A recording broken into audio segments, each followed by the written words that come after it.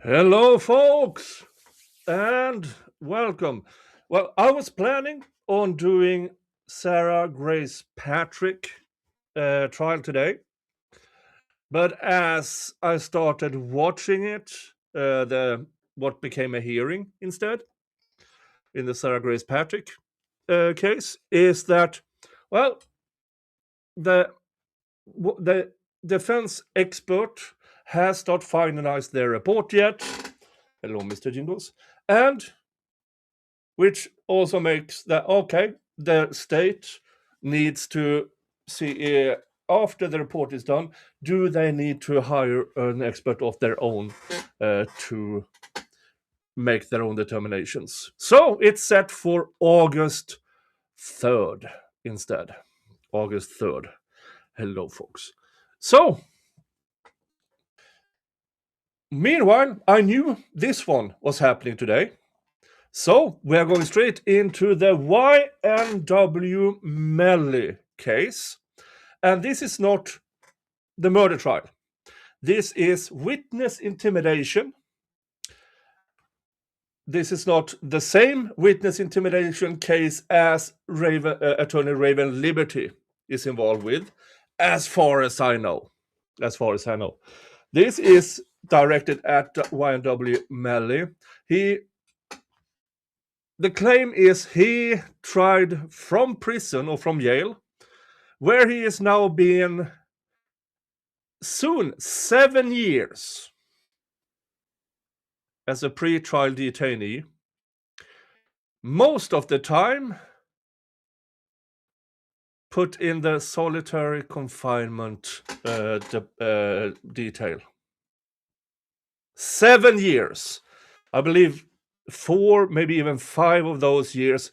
Oh, we need one of these protective things. Oh, we need to keep him away from others because they claim he tried to witness intimidate and everything thrown everywhere against him. Now the defense say this is just, if I remember correctly, this is just YNW Melly, Mr. Demon, being frustrated, being in jail for so long that he lashed out. That is to my recollection. So we are still waiting for, in the YNW Melly, the retrial, because last time it was a hung jury. And that the murder trial is set, the double murder trial is set for sometime in 2027. Meaning he will have been in jail as a pre-trial detainee for 8 years. I have seen murder trials plead down where the person finally served less time than what YNW Melly has served so far. All right, folks. So this is pre-trial hearing because the witness intimidation case is separate from the murder trial. All right. So let's see what they have to say. Hopefully we will have good sound. It is the same judge as in the murder trial. Mr. Finley, how are you doing this morning? Good morning, Your Honor. Happy New Year, sir. Good. You all ready for me to go on the record? Sir. Let me know, how is sound from court? How is sound? Okay, let me go on the record. This is on top of my page 2, State versus Jamel Demons, 23-10594 CF10A. I've got Ms. Bucklew, Mr. Griffiths here in person. I've got Ms. Collins on the Zoom call for the state. I've got Ms. Howard, Mr. Finley present in person with Mr. Demons, who also likewise is present. I put this on for today and for tomorrow for all pending motions.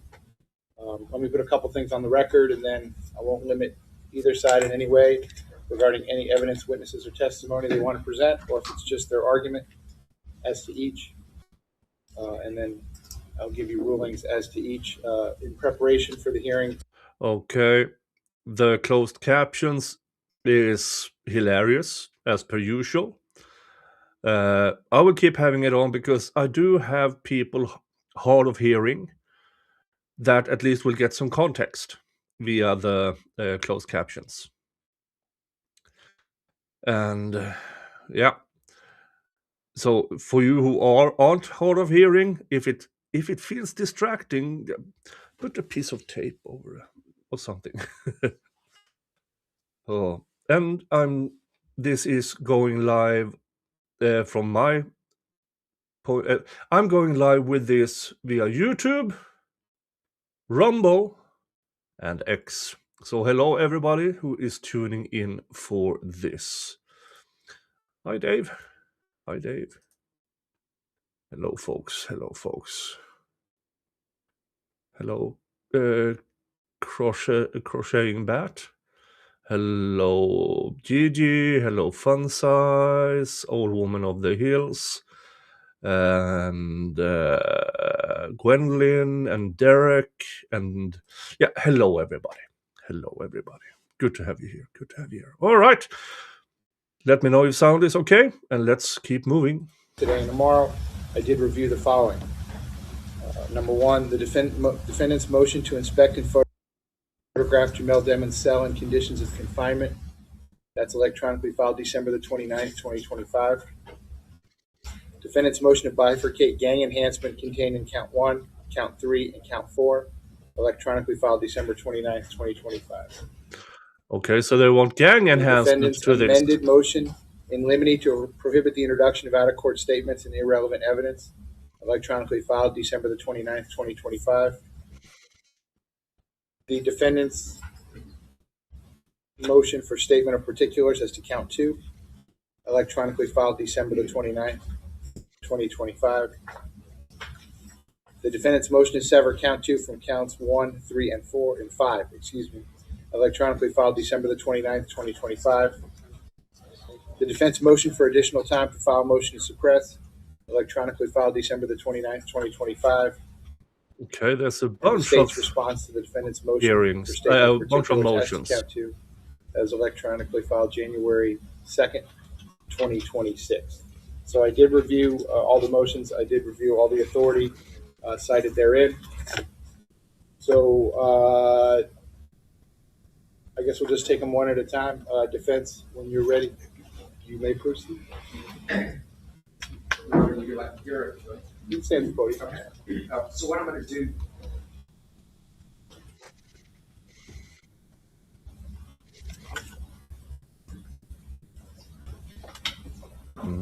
What I'm going to do real quickly is This, by the way, this judge, the judge in the first murder trial retired. So this judge took over all the YNW Melly's cases after that. And he's been not happy with the prosecution because in the murder case, because they just can't seem to get discovery over to the defense. And this judge has been growing more and more tired over the prosecution delaying things. But this is the witness intimidation case, and we'll have to see how he acts here. kind of give your Honor the chronology of communication amongst the parties. So I'll start off by saying I feel confident in the state for the three. Tomorrow won't be necessary. So we filed the motions on December 29th, giving the state attorney's office the opportunity to review those. We began communication with them on December 31st. They assured us they would look at everything, and they kept their word with great precision. And on the 2nd, we opened the line of communication so that we could have today go more efficiently. And so I'll give the court, with Your Honor's permission, a rundown of where we are, and then invite the state to correct any of my errors, if I make any. Yes, sir. So with regard to the motion to inspect and photograph Mr. Demon's cell, the state attorney's office takes a position that they don't take a position, but that's up to the sheriff's department. And so we reached out to the legal department. And so what we'll try to do, Your Honor, is resolve that without the involvement of the court, see if we can reach a resolution on that. If it's necessary, we'll let the court know. But we're going to try to reach that resolution outside of the court's involvement. If you do need me to hear that, and this is reset, I'll just say we'll defer onto this one and make sure that they're noticed for the hearing in court. They got to be in the notice of hearing. Did you talk to Mr. Savanos? We sent an email and believe that no one was available yet to review it. But the jail has been responding to all of our requests very, very quickly. Okay. We've been following the case, so we have no doubt that they'll respond pretty quickly. Regarding the motion in limine, there have been some positions by the state. I'll let Ms. Howe come and address that because that involves a number of subject matters, and I think there'll be an agreement between the state and the defense on what they'll not be going forward with. So I'll skip over that. The motion to sever count 2 from counts 1, 3, and 4. My understanding is that the state will agree to that motion and not move forward on count 2. Just Doesn't buckle have to that. be agreeing to their motion. I'm severing the count on our own, and so the motion is moved at this point. So we'll bifurcate the proceedings. We're going to go forward on the other 3 counts. By the way, separate and apart from our discussion today, my office should have emailed everyone this morning some proposed preliminary jury instructions. Again, I'm not married to any of that. If and when, and only if, we get to the end of all the evidence, I'll give you a charge conference, Jesus just Christ. like normal, and I'll be happy to listen to either side with any requests of things they wanted added or deleted or changed. But in the preliminary instructions, I did, in fact, For the record, that was the stream that got the sound up. Ooh, that that. do it for the first 3 counts would go first, and then the count 2, the gang activities would be bifurcated. So, Ms. Bucklew, you're moving to do that yourself. Yes, Your Honor. Okay, so then based on that, without objection from the state, that one's going to be granted. The trial will go forward as to counts 1, 3, and 5 only for purposes of what the jury sees. I'm going to call those counts 1, 2, and 3, but on our information, it's count 1, tampering with a witness in a capital felony, count 3, solicitation to commit tampering, and count 5, conspiracy to commit tampering. Okay, so the state has dropped the gang enhancement. So they didn't even have to argue. The defense didn't even have to argue to remove the gang enhancement. The state did that by themselves. Okay, so they're down to 3 counts. Okay, that's a win for the defense, I guess. Judge, I typed up an order. Oh, okay, let's see what you got. I showed defense counsel.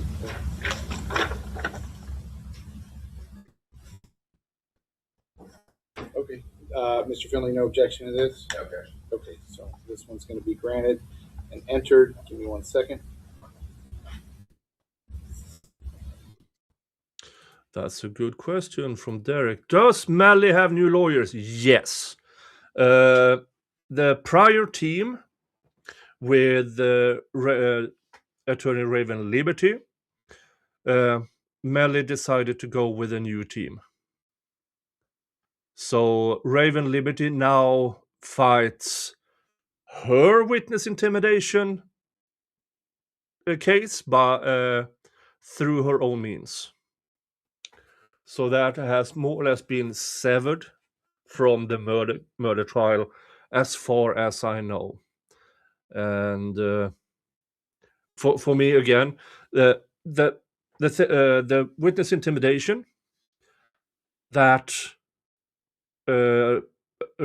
Raven Liberty is involved in is completely bullshit.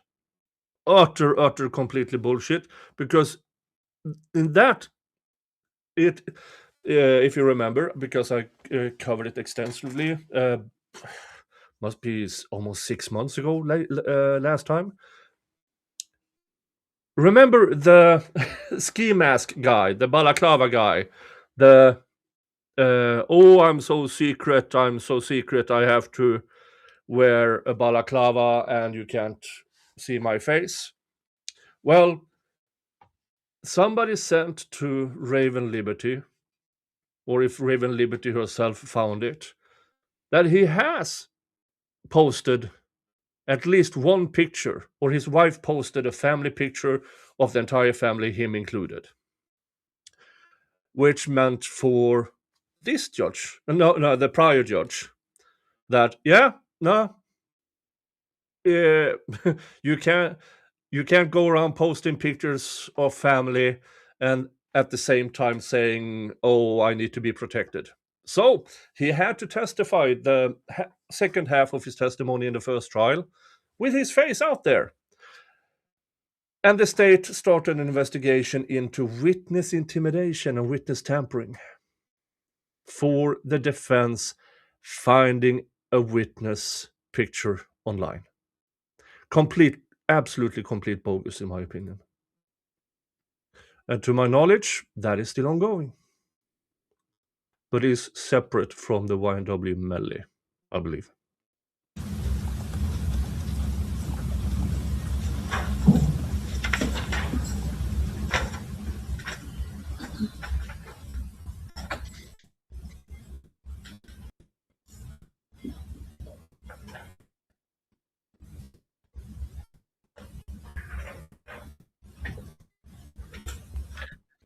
Yeah. And with the Sarah Grace Patrick trial being in August instead, well, we have plenty of Laura Mathias, Laura Owens, and the Karen Reed and Turtle Boy case and videos to get through. All right, yes, sir. What's next? Regarding the motion to bifurcate gang enhancement as to counts 1, 3, and 4, the state has agreed to forego enhancement on those counts, and I think they should have an order, the order, and have no objection to the order as it's drafted. That's correct, Your Honor. We're going to going on the gang enhancement on those other counts. All right, so you're not gonna seek it at any point. No, and the only caveat is if somehow the door is open, gang evidence could come up, but otherwise we're not going forward on the enhancement. Okay, so hypothetically, if the defendant got convicted on one of those counts, you're not going to want to present any additional evidence, and you're not going to be asking for that enhancement to be included. Okay, so no objection to this order, Ms. Buckley? So then, otherwise, that one by the agreement of the parties is granted. Give me 1 second.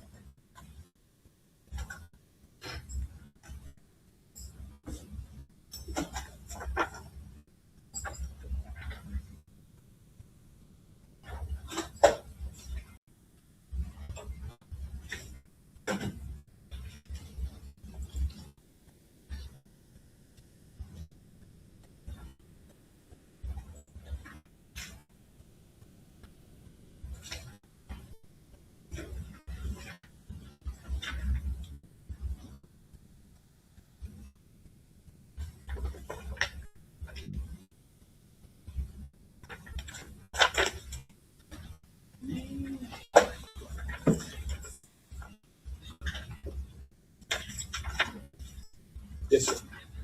Your Honor, the remaining motions, the statement of particulars and the motions for additional time to file motions for us, I'll let my field counsel in this case address those. Okay. And then I can just thought on the motion to bifurcate you, because this is not the speedy is technically still running on count 2 then. So how would we go about that? Well, I mean, my position would be once we start jury selection in the case, it's started. It's bifurcated only for purposes of how we're going to handle it. It's going to be the same jury. It's going to be the same trial. Okay. I think once jury selection starts, Speedy's been satisfied, but that's just my take. All right, so that handles those. So, Ms. Howe, whenever you're ready, anything else you want to tell me? I got the motion for statement of particulars, the motion for additional time to file any motion to suppress you might like to, and your amended motion to eliminate, which involves several separate paragraphs. Yes, thank you, Judge. And may I request that Mr. Demons have at least one hand on the clock for purposes? Yeah, that's fine, Gary. That's fine. Yeah.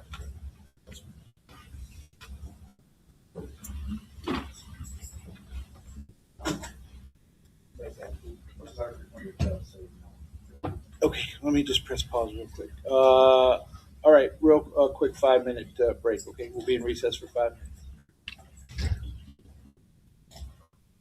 Okay, listen, he's got to have a hand.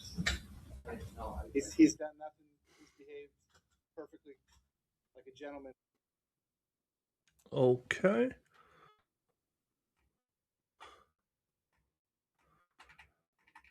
President Jamel Demons. This is Jamel Demons, 2310594 CF10A. I continue to have Ms. Buckley, Mr. Griffiths present in person, Ms. Collins present on the Zoom call, Ms. Howard, Mr. Finley present in person, with Mr. Demons who continues to be present. Yes, ma'am. So Judge, I would ask that the next motion be carried as the amended motion.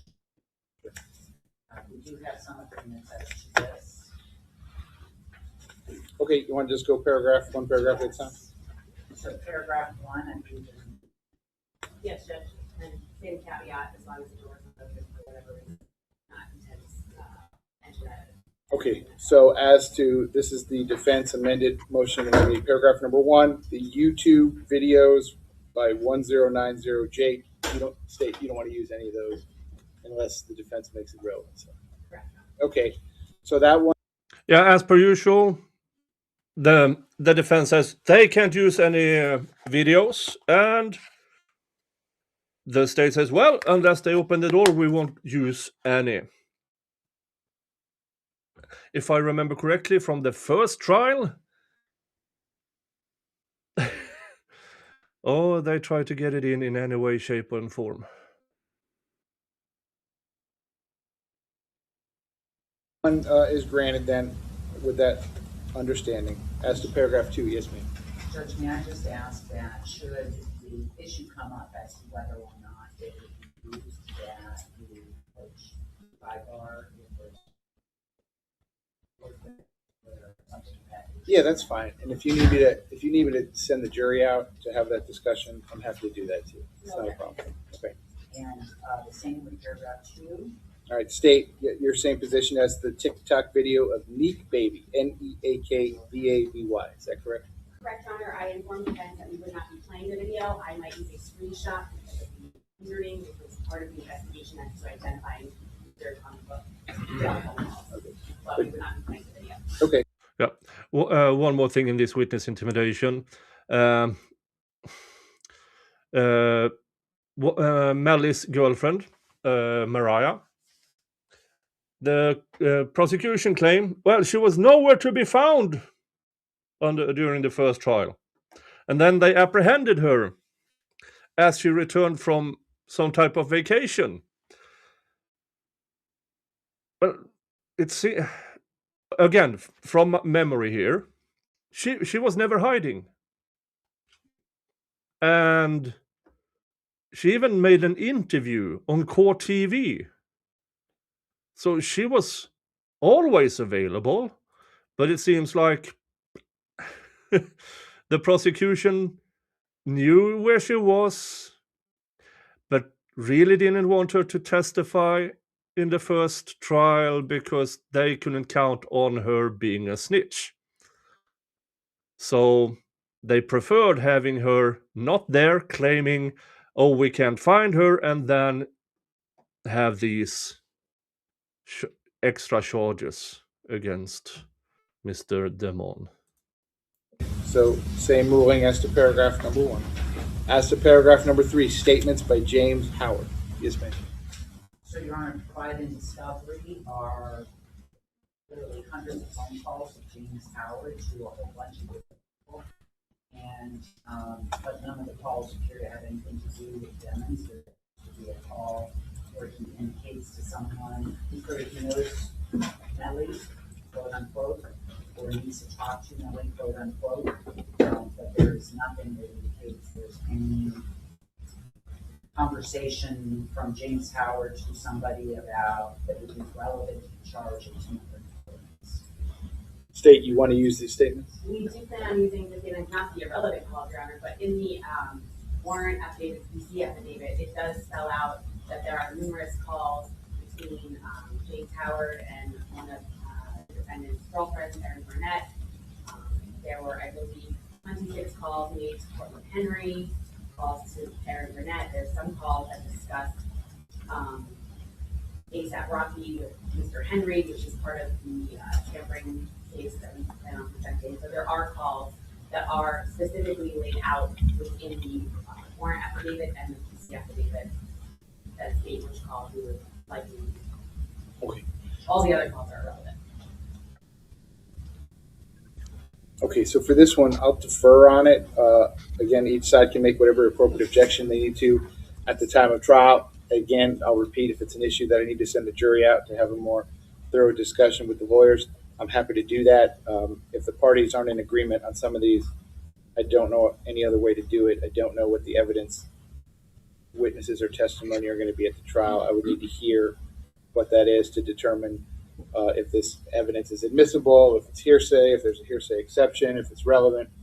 So as to paragraph number 3, I'm going to defer. That statement's by James Howard. Paragraph number 4 is phone calls between Cortland Henry and Junevia Molina, which is Juneviah Molina, Molina. Yes, ma'am.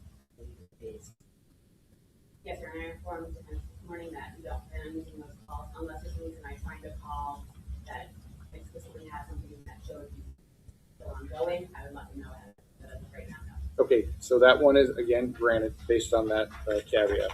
Number 5, hearsay statements contained in writings and phone calls of Terrence Mathis. Yes, ma'am. Your Honor, I put this in a motion when you simply to really alert the court. I think that this is going to be an issue I'm sure you're going to want to defer on with regards to the sufficiency of the evidence of a conspiracy. Mr. Mathis is not testifying as a witness. To the extent to which his statements or writings are admissible, I assume the state would be relying on co-conspirator hearsay. And of course, the law is very clear that conspiracy has to be proven prior to admission of co-conspirator hearsay. So I recognize this is a difficult issue for the court to rule on ahead of time without hearing what evidence may be presented. But I think it's important that it is raised at this point so that we're not jumping into hearsay, having objections in front of the jury, all of that. So I really am wanting to put the court on notice that this is a concern of ours and one which I think the court is going to have to address. Okay, and you want to use this? We do, Judge, and I think you will disagree on this, but the state's position is that the writings that we intend to use, the calls that we intend to use, while it is maybe Terrence Mathis's voice on the call, it is actually the defendant's words. They're his letters. We do have jail video we intend to present where he is, and it's all explicitly stated in the warrant affidavit and PC affidavit, where the defendant is holding what appears to be a kite, which is a letter. It passes through jail, goes under his door. Another inmate takes it, passes it through the wall. Another inmate grabs it on the other side of the wall and presents it to Mr. Mathis. He then walks over to the phones and makes a call to Cortland Henry. And so that's okay. There. I can provide Your Honor with the calls that we intend to use to make rulings ahead of time, but I do think there are multiple layers to these calls. The first layer, not even being co-conspirator statements, I would say they're not being often matter assertive, but it's a statement of legal significance, aka an operative fact, and therefore not hearsay. And then the other statements that would not fall under that hearsay, non-hearsay ruling would be the co-conspirator statements. And I do believe there is sufficient evidence, either just spelled out in the affidavit or PC affidavit, to explain that there was a conspiracy going on. Obviously, under the evidence standard, we do have obviously the verbal acts that we do not consider hearsay as part of the conspiracy. We have the James Howard calls to Mr. Henry. We have payments made by Mr. Demons to Mr. Mathis's attorney, George Perez. We have the defendant's phone privileges revoked. We have texts between Mariah Hamilton and Geneva Molina. We have other calls Mr. Mathis made to Cortland Henry about Ms. Barnett. We have Ms. Hamilton not showing up for trial or deposition. And we have that jail video. Just to make a few. Yeah, last word on this one. Go ahead. Thank you. About 80% of what was mentioned appears also to be hearsay.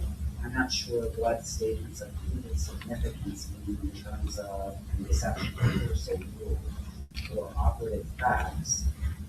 But it does seem like it is going to be issues we're going to have to address as we see how the evidence comes in. I would remind the court that the dates alleged are April 10th through July 22nd, 2023.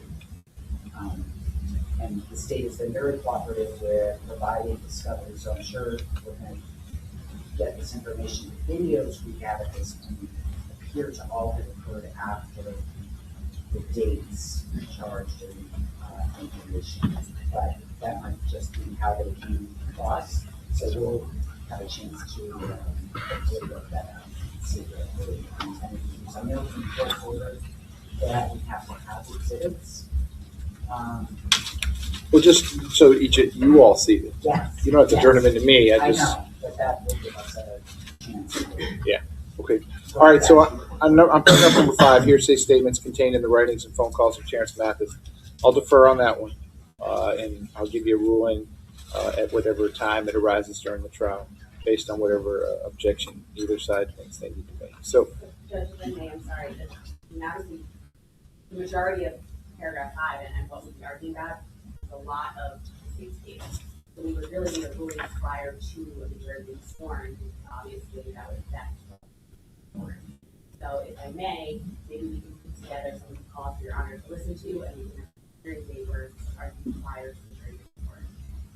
I mean, if you want to turn something over to me and have me reviewed ahead of time, as long as they have it and they don't object to it, I'm happy to do that.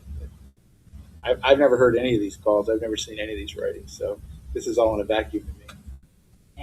And just so you know, the argument really is the conspiracy has to be proved, not prove the hearsay.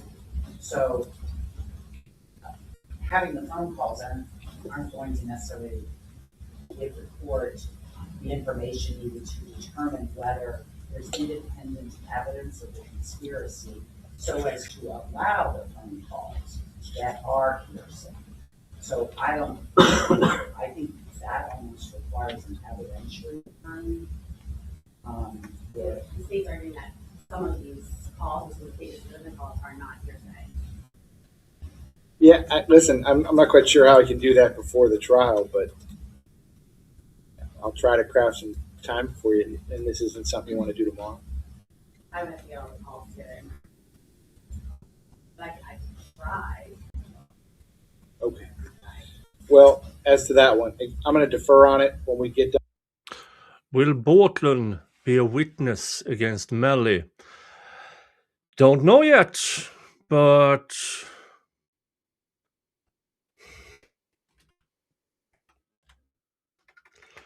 yeah, we'll just have to wait and see. Done with our discussion today. If you want me to schedule something in the future, understanding that I'm starting, as I'm sure you all know, I'm starting another capital case on Wednesday, so I might have a limited amount of time, but I'll do the best I can for you. On my case on Wednesday? I might be able to.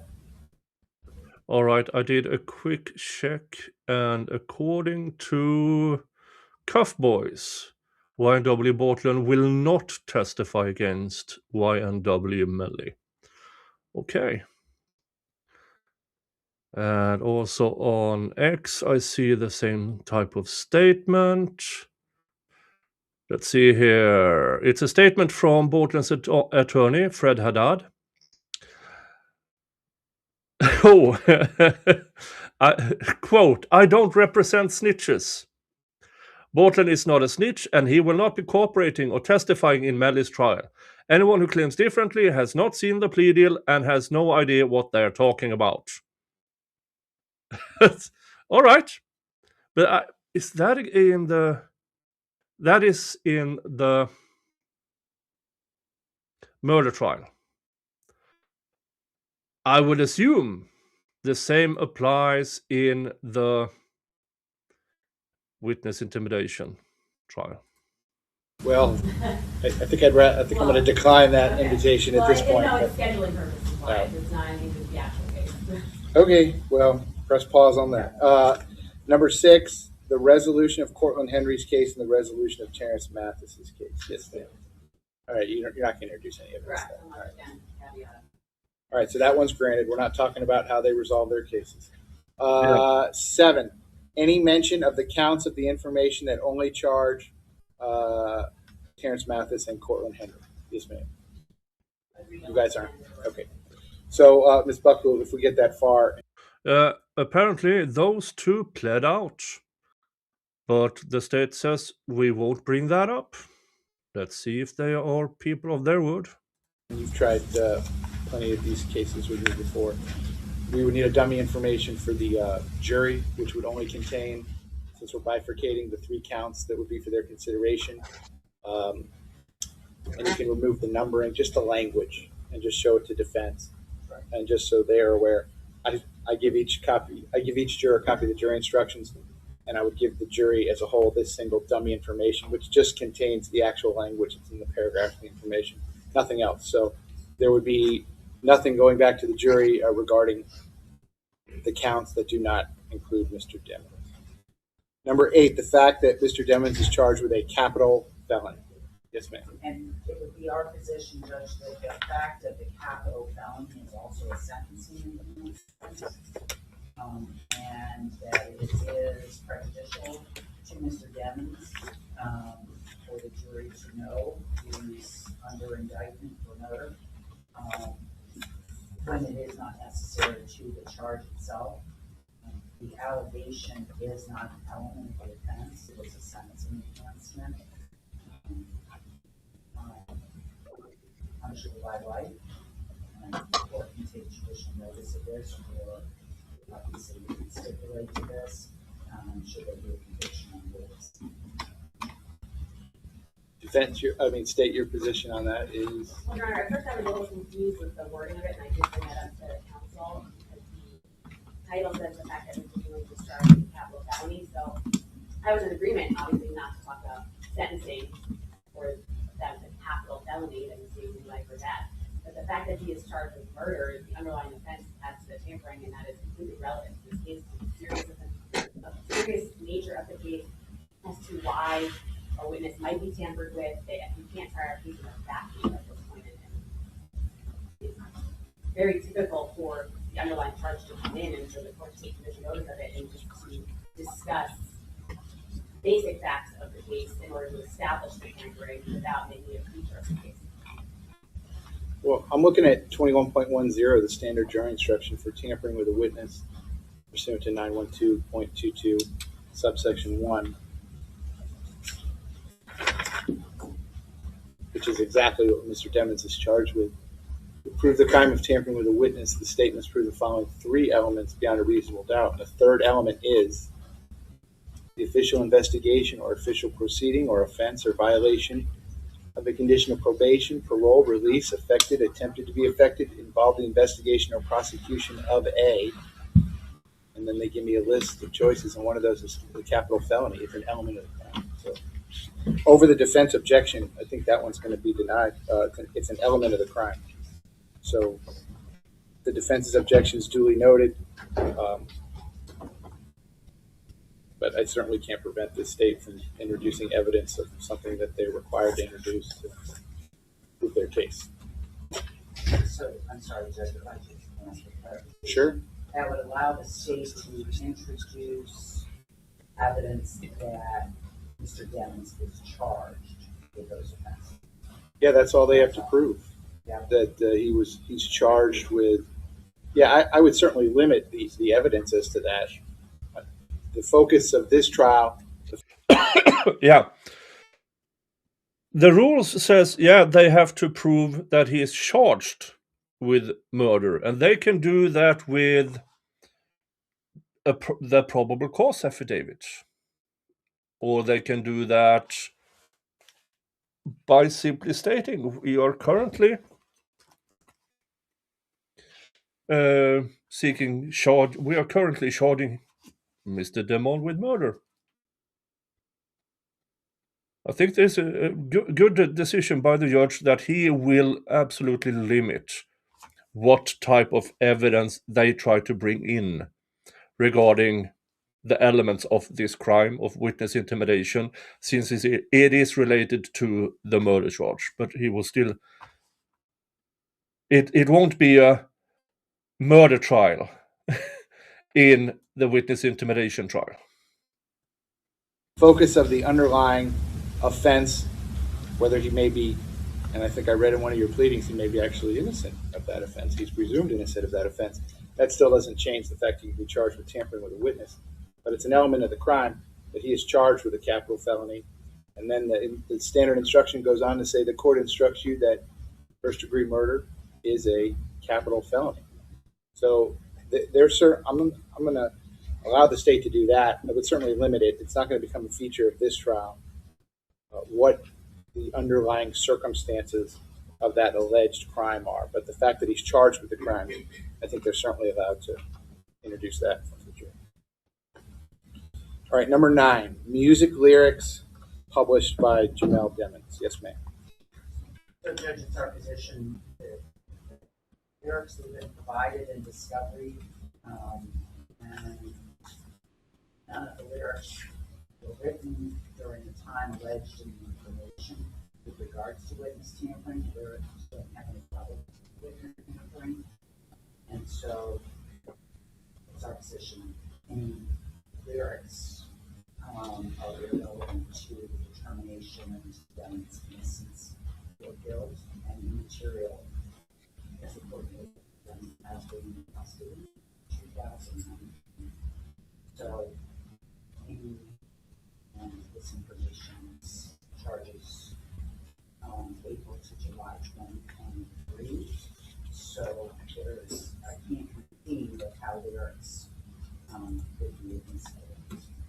Do you all want to use any of those? I told counsel this morning I did not plan on using any of the published lyrics. I did use the caveat of within the phone, the defendant's phone, there might be notes where there's some lyrics where he mentions Mariah or Riri, but those aren't official lyrics. We don't intend to use any of the official lyrics being provided. All right. I mean, so that one's granted, again, based on that caveat. Number 10, social media posts, Snapchat records, phone records, and Instagram messages from 2018 and 2019. Yes, ma'am. Yes, as the court knows, the prior judge suppressed a great deal of this, but some of it for the murder case, I believe, was admissible.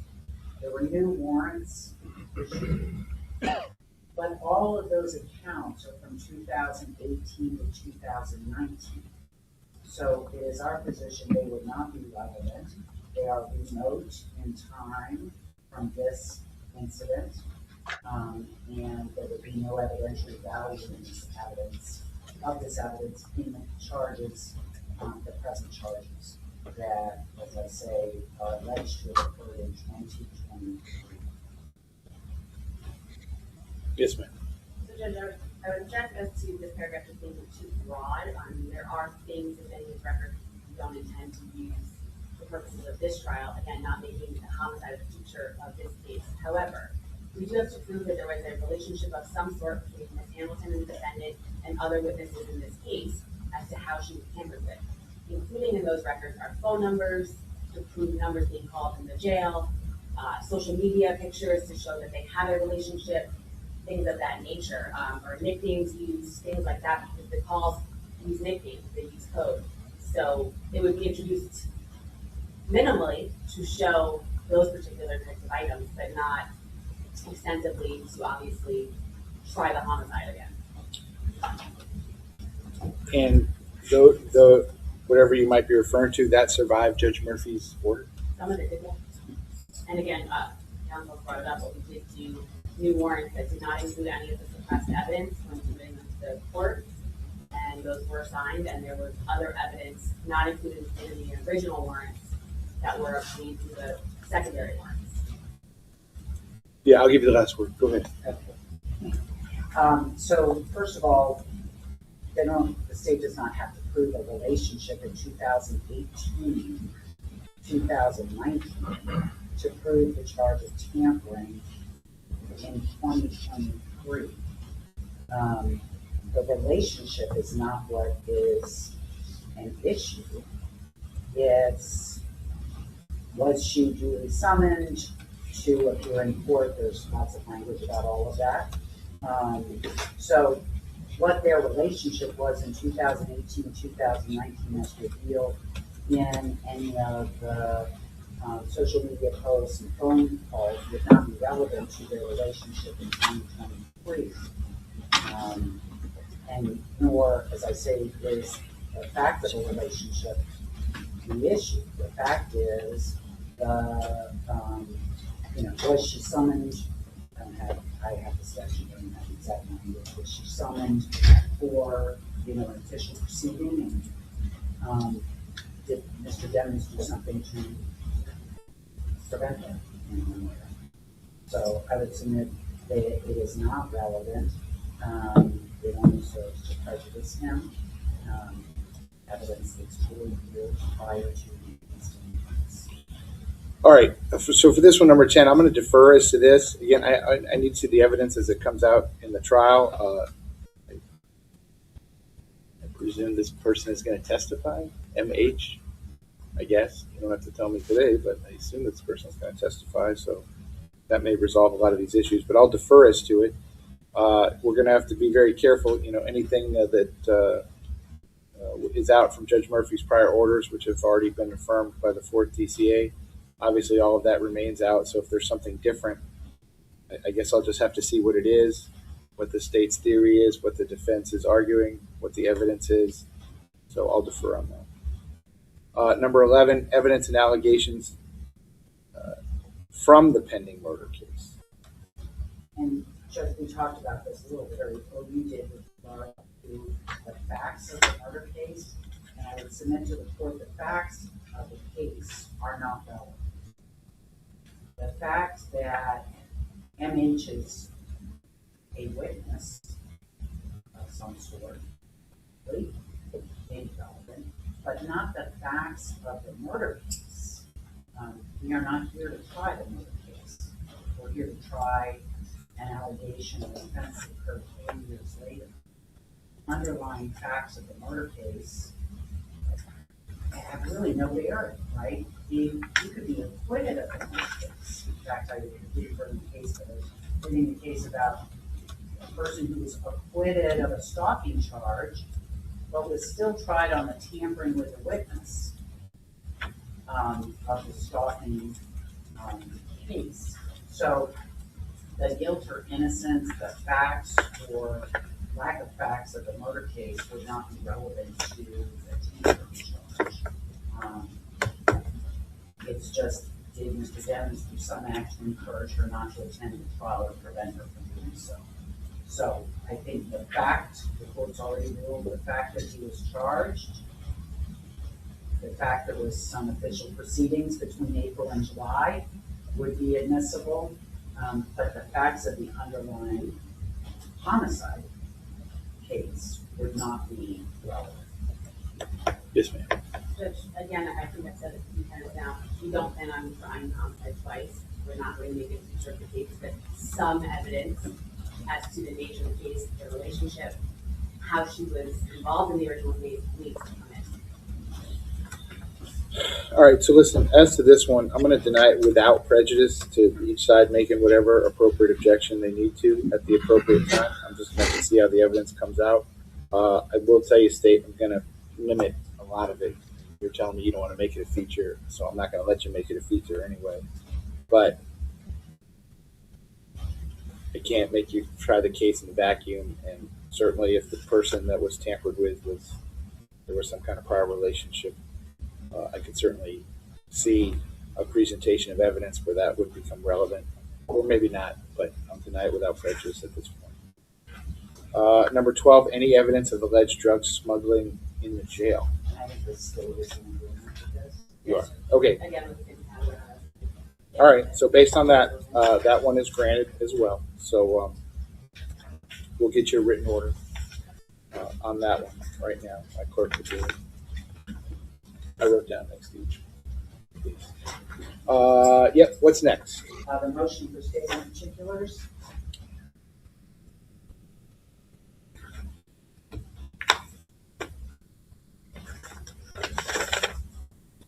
let's just say there are less fireworks in these hearings compared to when the prior team was handling Melly's case.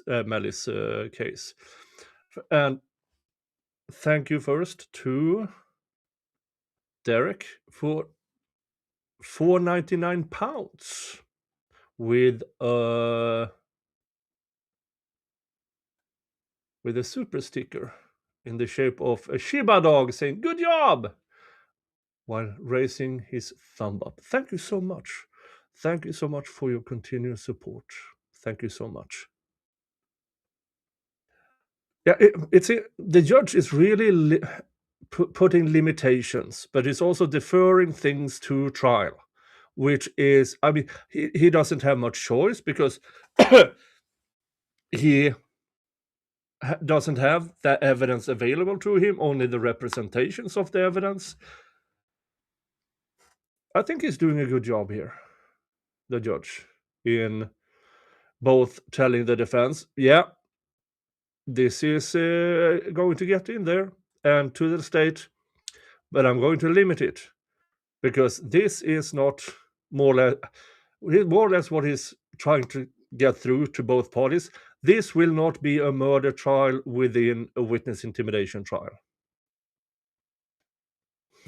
And this is as to count two, obviously, which is now set for purposes of our trials during the 21st. But Judge, as I lay out in the motion, the charge itself,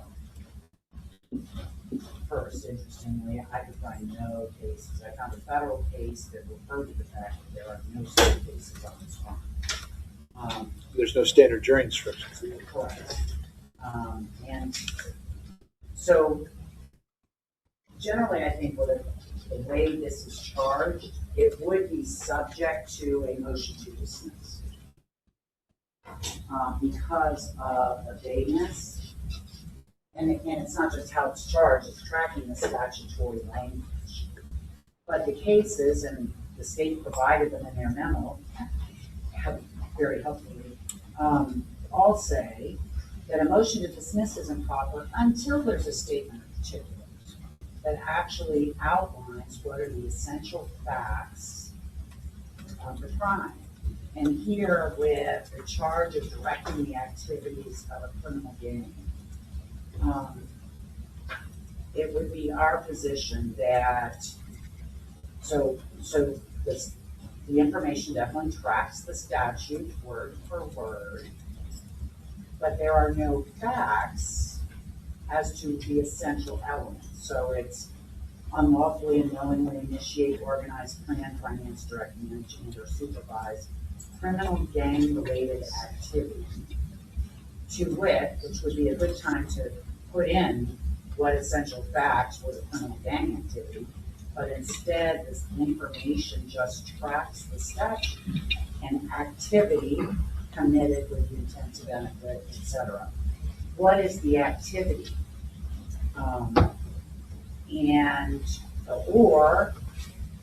Or an activity in which participants are identified as gang members. Again, without any information with regards to the state's position on activity. The 3 months alleged in the information leaves it wide open as to what is the criminal gang-related activity that the state is going forward on. We are really in the dark on that, unless it's as simple as witness tampering, in which case that is something the state can provide in a statement of particulars.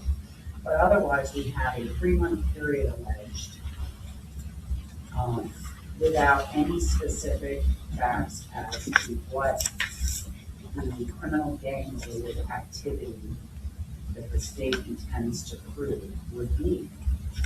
And it does leave us unable to properly prepare. It also leaves Mr. Jones open with regards to double jeopardy.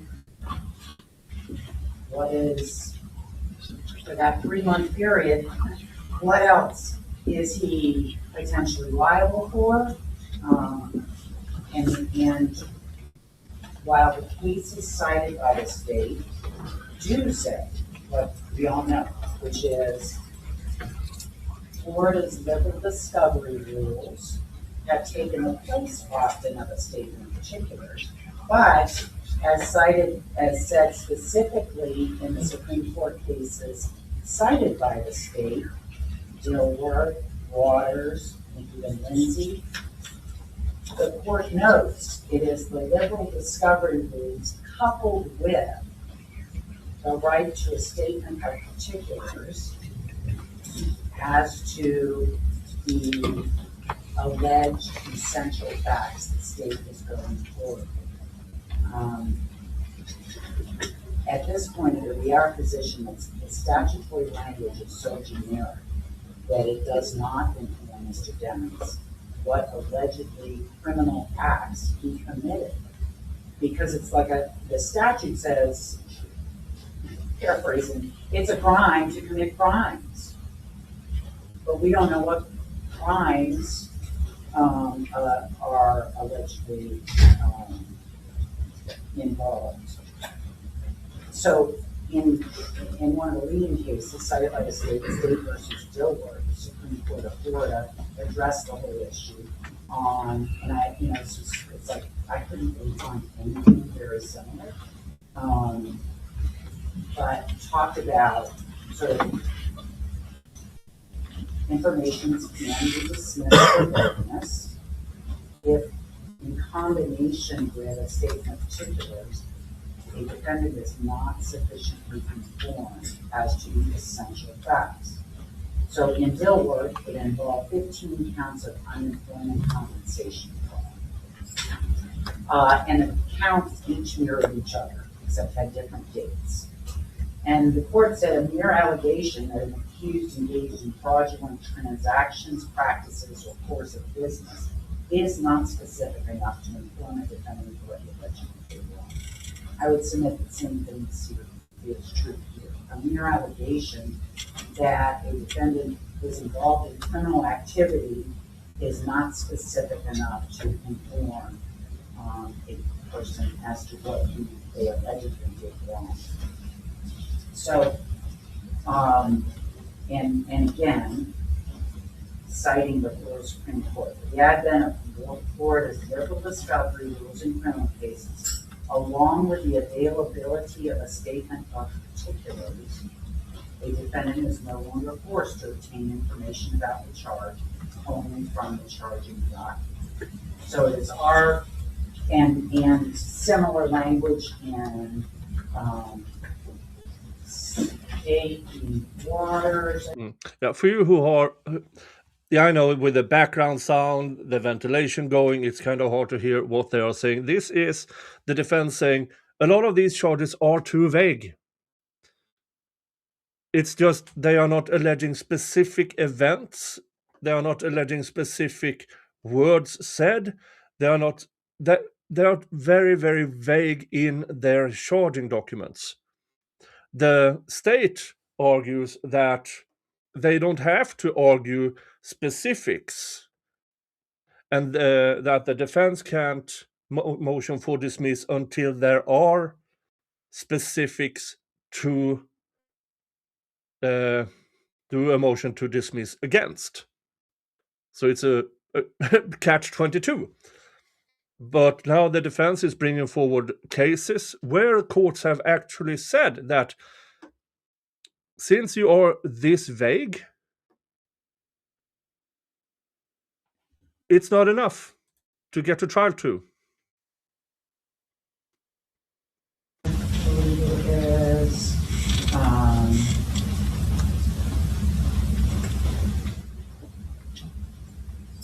State v. Covington. In Covington, the Florida Supreme Court, kind of think of that was, I have a copy of the court, I'd like to see it. Again. State v. Covington, the Florida Supreme Court affirmed a motion to dismiss, saying it was generally okay to track the statutory language, but if the information as a whole is still vague, indefinite, or exposed, an accused to the danger of second prosecution, it must be supplemented by other factual allegations which set out the acts alleged to constitute the offense with precision and particularity. Here, there's nothing other than criminal activity. State v. Waters, it also talks about broad discovery and a statement of particulars is sufficient. And I sort of, and State v. Lindsay, same thing. Following the statute is generally sufficient when supplemented with a statement of particulars. One case that wasn't cited that I found interesting was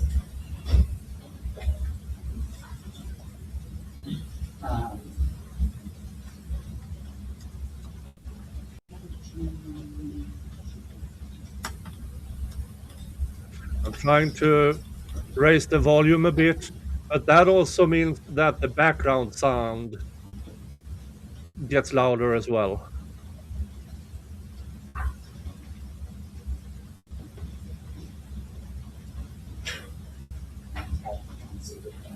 Take your time. yeah. And so, for one thing, I would mention that the cases cited by the state where it's a state appeal, generally it's because the trial court granted a motion to dismiss the information or indictment for vagueness. And so that's how the issue comes up, is in a motion to dismiss. And that's why the court generally says the information is sufficient if supplemented by a statement of particulars.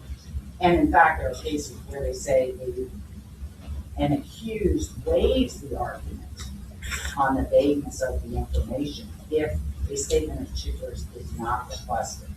So in State versus Kettine, I'll say, which is the first DCA case in 2020 at 297 3rd 991. This was a felony hazing charge at FSU. You might all remember that. And so the state did file a statement of particulars. So they still, the trial court dismissed the felony hazing charge because it was so, it just tracked the statutory language. But the appellate court found, and I was impressed with it, that the statement of particulars provided by the state, which is extremely detailed, it starts on page 4 and is recounted for several pages.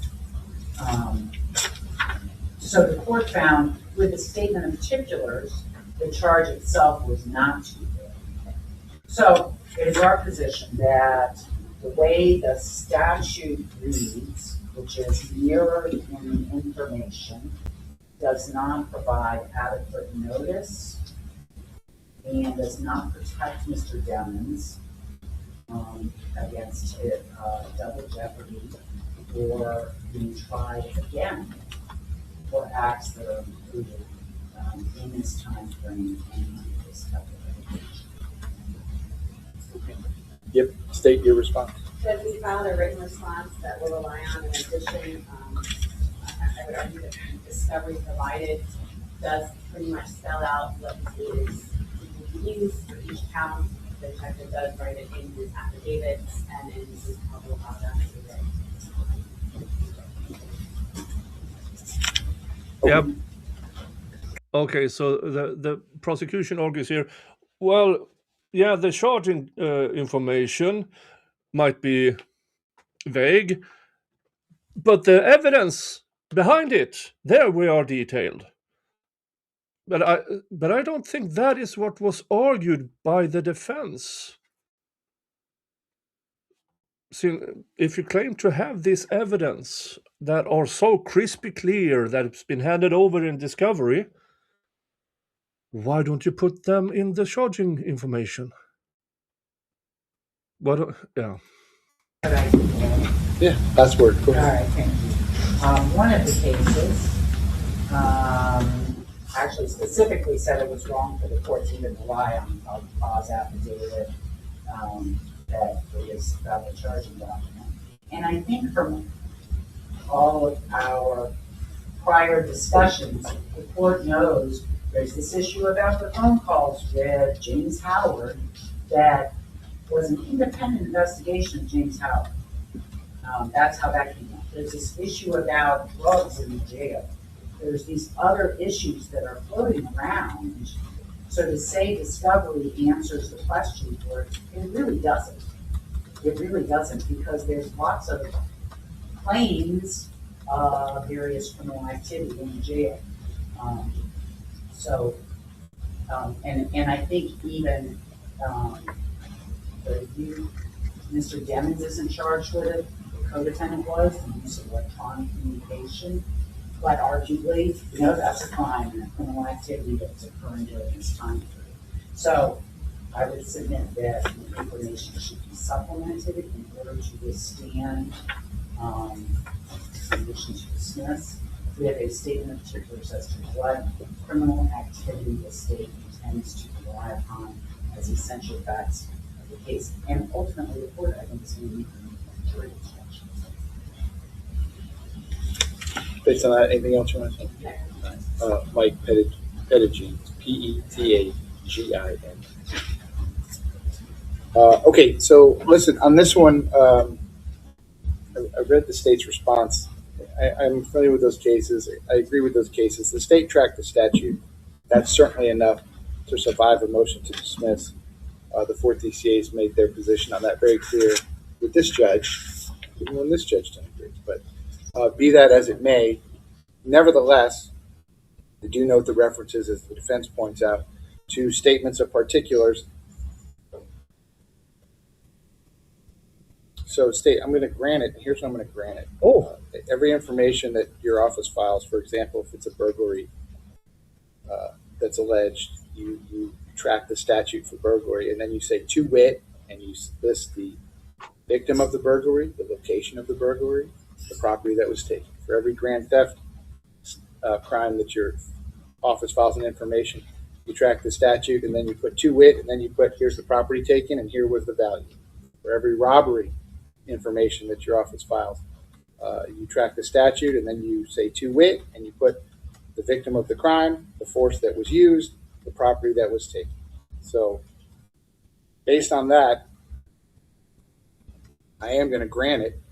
I don't know, by reading the statute and by reading the information, the jury is going to be told that Mr. Demons is charged with initiating or organizing or planning or financing or directing or managing or supervising some activity.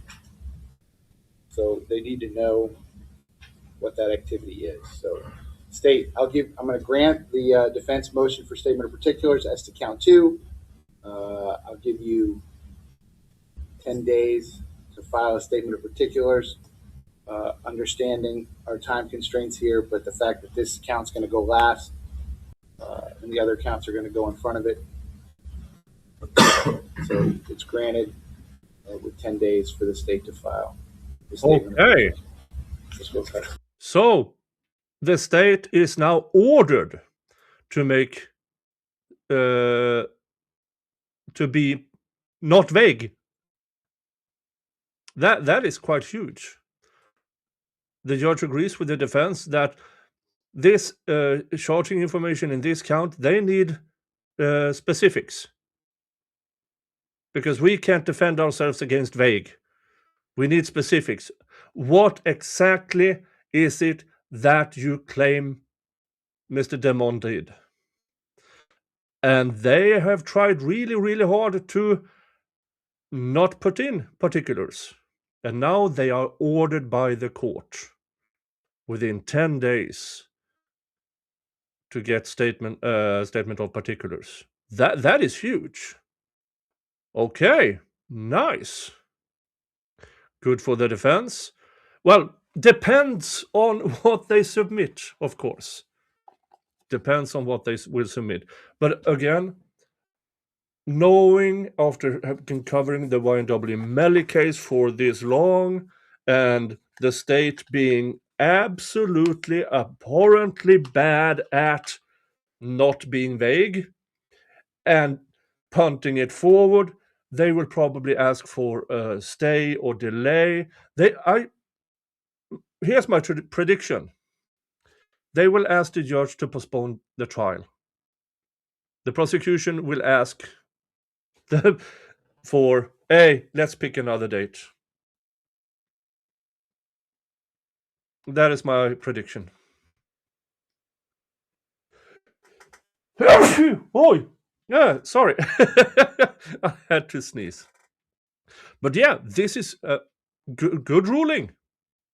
Good ruling from the judge. Need to get on that one. Granted, the state has 10 days to file a statement of particulars as to count 2. Mm?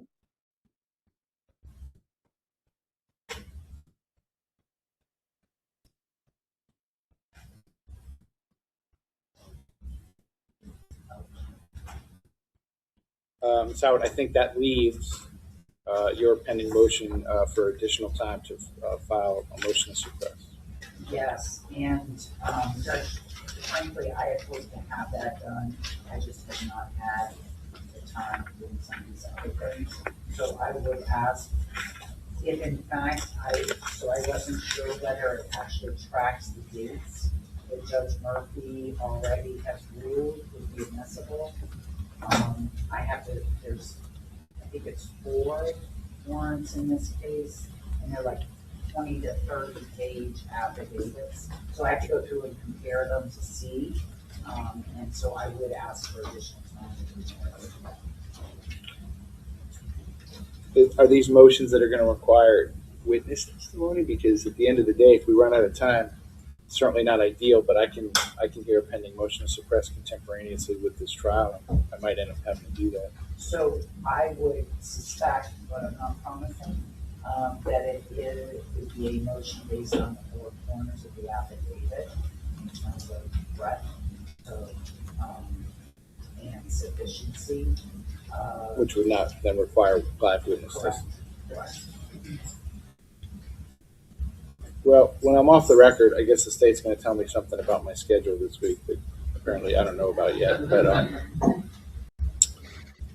I can bring you back here tomorrow. I can bring you back here Friday, which is the 9th. You can appear in person or you can appear on Zoom. And if something's filed, I can do my best to try to create some hearing time for you, I'll ask the defense first. Which would you like me to do? So, Judge, I'm sorry, Friday I have to be for my case.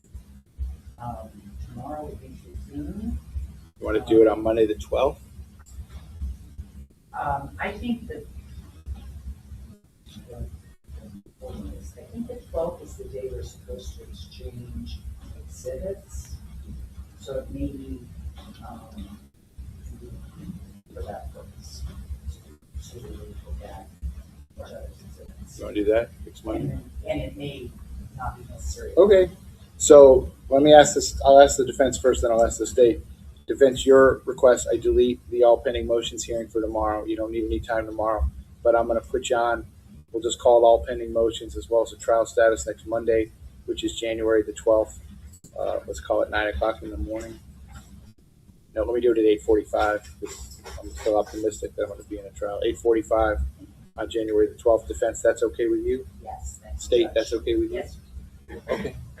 Defense, anything else I can do for you regarding Mr. Demons this morning? Yeah. State, anything else I can do for you regarding Mr. Demons this morning? No, Judge, if we may just put sidebar on the court schedule for our. This does not involve. Okay. No. Okay. Well, listen then. I'm Try gonna not to get involved. press pause. Geez, otherwise we're gonna be in recess. We'll do our normal lunch break. All right.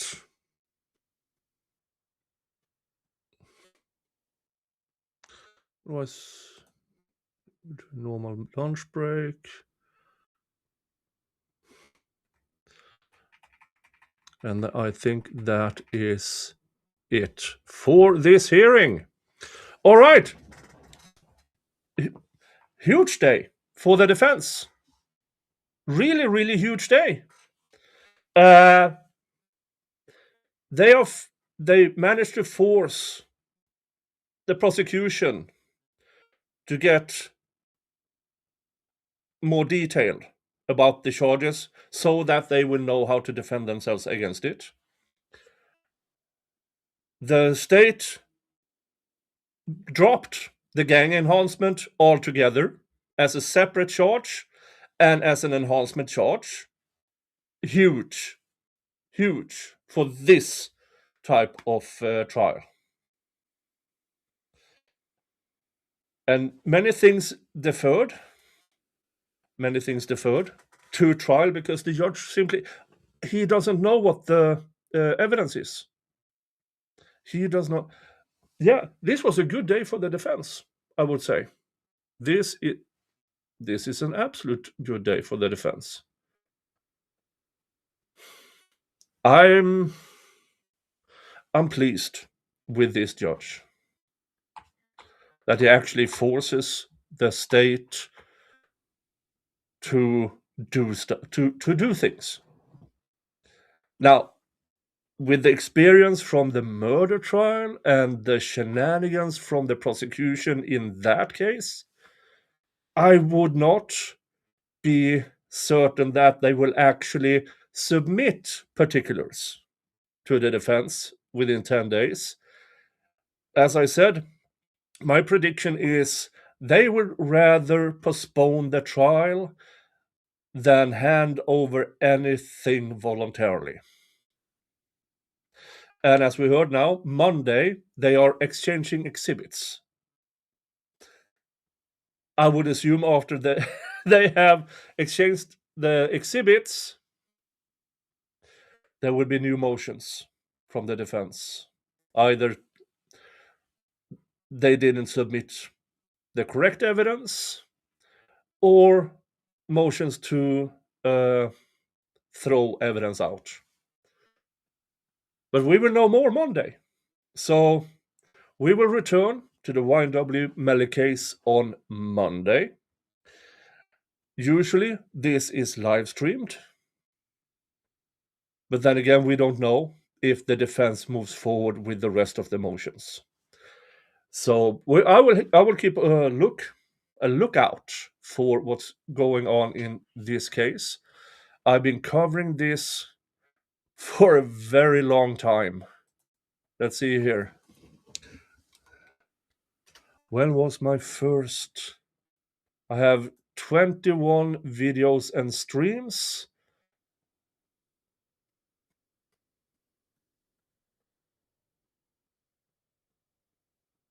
Let's see. Yeah, I've been covering this for over a year. Over a year. No. Videos goes back a year.